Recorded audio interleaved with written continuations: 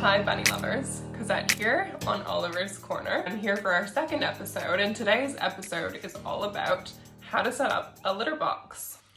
So if you're anything like me, growing up I was so convinced that, bunnies belonged in cages because, all I knew about them was they poop everywhere and they're very messy and they smell, and you get all these false ideas of what rabbits are and can be as a pet in your house because we didn't understand that they're actually very easy to litter train, and as a result of that, people put them in cages.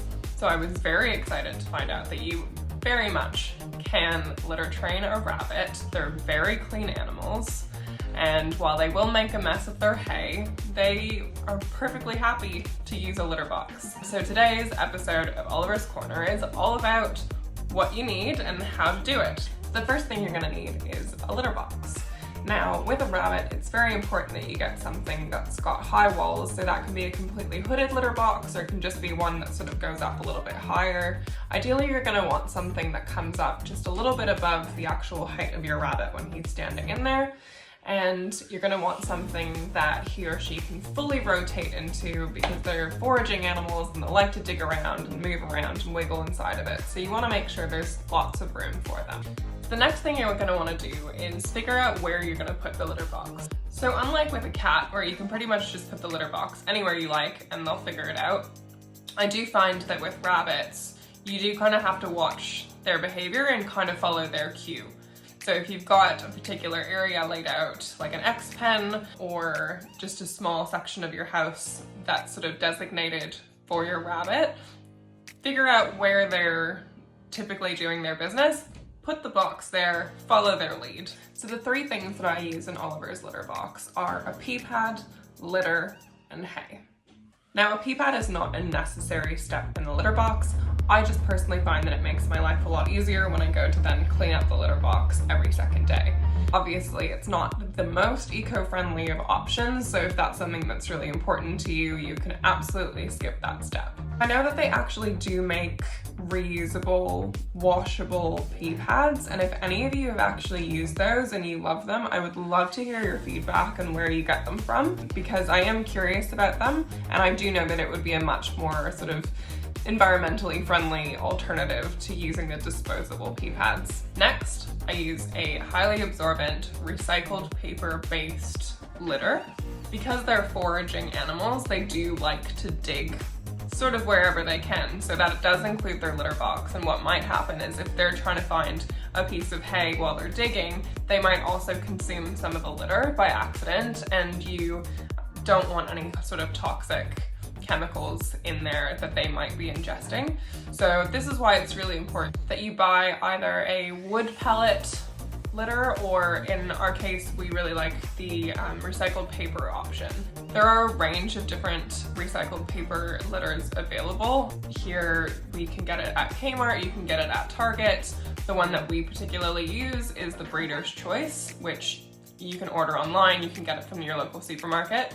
What I like about the Breeder's Choice is that it is highly absorbent, and so it's just less of a mess to clean up every time I change the litter box. So once you've got your pee pad down, you've put some litter on top, the next thing you're gonna do is put some hay in the litter box. Rabbits like to eat while they're doing their business. It's just a thing they do, and so if you can give them something to snack on, that will lead them very quickly to associate that spot with where they do their business. It's the easiest sort of foolproof way of getting them litter trained is to associate their hay with their litter box. Another thing you can do is to actually put their hay dispenser, whichever kind you're using, in a place that they can access from their litter box. So if you don't want to actually put the hay right in the box, you're more than welcome to use that trick as well. We use a combination of the two, and I'll include a little clip just to show you the setup that we have. So we use a fabric hay dispenser and just have that hanging above, so you can eat the hay that's in his box, or he can do his business while he's sort of digging through the little hay sack. So it's completely up to you how you want to set it up, but I would say that it's highly helpful to have the hay available to them when they're sitting in their litter box if you're really trying to litter train your bunny. So we change his litter tray every second day. I find that's frequent enough to manage any odor control, but not too often that you're throwing away half the hay.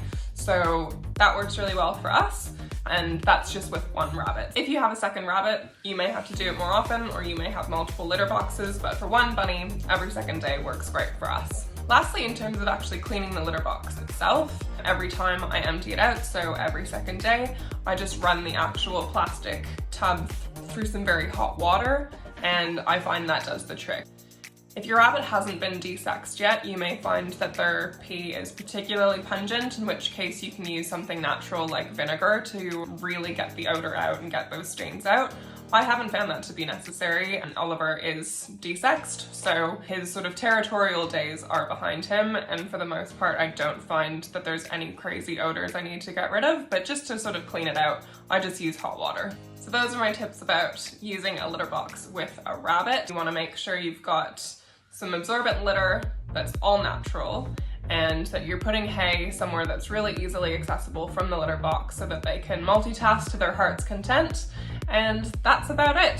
So thank you for watching this week's episode of Oliver's Corner, and we'll see you very soon. Bye!